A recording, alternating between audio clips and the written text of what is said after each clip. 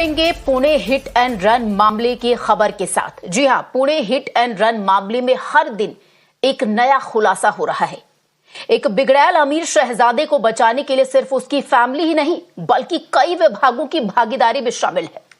सबसे पहली बात यह कि इस पूरे मामले में अब नाबालिग आरोपी की मां से पुणे पुलिस गहन पूछताछ कर रही है। दूसरी सबसे बड़ी बात जो अब तक सामने आई है कि नाबालिग आरोपी की मां ने ब्लड रिपोर्ट के साथ छेड़छाड़ के लिए अपना ब्लड सैंपल दिया।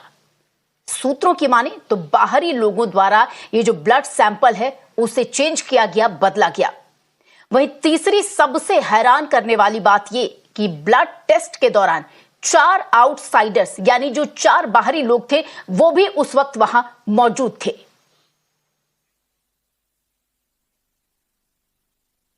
There are a lot of shocking details which are coming to fore in Pune case. How do you look at it? Why the officials were pressurized?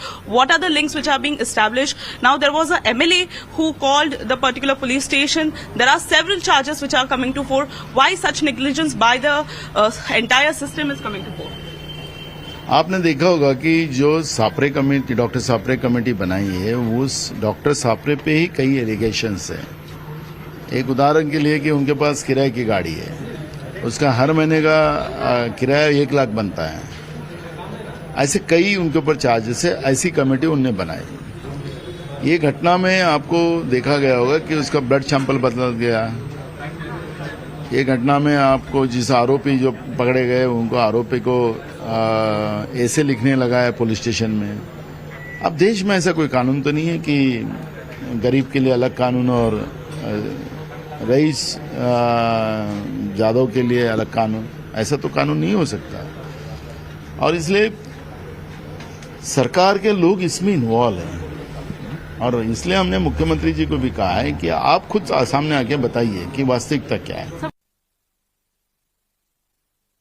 Well, yes, mother has already been questioned in this entire matter, and it is also likely that if her role is found suspicious, doubtful, or her direct, indirect involvement in this entire case, so she is also likely to be arrested. And in fact, we are reporting here from CP office, and what we are being told is that if arrested, she will be brought here only at the CP office in Pune, because remember that father, grandfather already arrested, and in fact, if the entire family is involved in this matter, so certainly mother must have also been involved, either be in might be that she has made some calls. There is a possibility that she must have managed to speak to the driver or his family as well, because remember the driver has already said that he was pressurized, he was kidnapped in fact by the grandfather, pressurized, threatened to accept that he was there at the driver's seat that day when the accident took place. And in fact now that is why mother's role is under the scanner, but we'll have to see that how this entire investigation unfolds and when will the mother be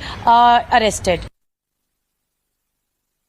तो ये 3 नई बातें, नए जो बड़े खुलासे वो सामने आए। और इसी के साथ आपको बता दें कि जो हमारे सहयोगी हैं वो लगातार बाकी चीजें भी ट्रेस करने की कोशिश कर रहे हैं। इसी बीच एक विधायक का नाम भी सामने आया, हमारे सहयोगी अभिषेक के द्वारा ये किया गया पूरा सीक्वेंस आप एक बार देखिए।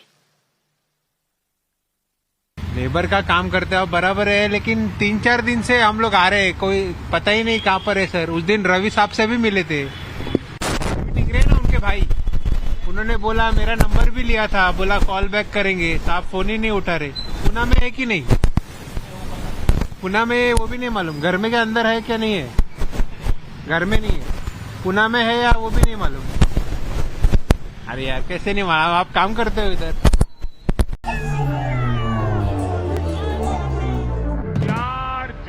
2024 ये तारीख भारत का भविष्य तय करने जा रही है। 4 जून नरेंद्र मोदी हिंदुस्तान के प्रधानमंत्री नहीं रहेंगे।